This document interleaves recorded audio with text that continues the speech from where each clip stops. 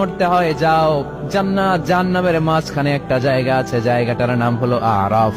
এই আরাফের মধ্যখানে যে দাঁড়া, ওখানে যে মালাকুল মউত কাঁপতে থাকবে। মালাকুল মউত বলবে, আল্লাহ সৃষ্টির শুরুতে যদি জানতাম সবাইকে মৃত্যুদান করার পরে, রূহ কবজ করার পরে আমাকেও মরতে হবে, তাহলে এই কঠিন দায়িত্বের ব্যাপারে আপনার কাছে ক্ষমা চাইতাম।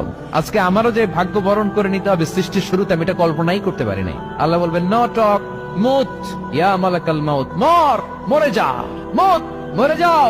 বলার সাথে সাথে মালাকুল মউত এক বিকট চিৎকার হাঁকিয়ে মরে যাবে। মালাকুল মউতের চিৎকারটা সেদিন এত ভয়ঙ্কর হবে, বিষ্ণু ইসলাম বলেন, ওই চিৎকারের আওয়াজ যদি পৃথিবীর মানুষেরা কান দিয়ে শুনতে পেত, তাহলে কিয়ামত সংগঠিত হওয়ার জন্য আলাদা করে ইসরাফিলের সিংহার প্রয়োজন হতো না।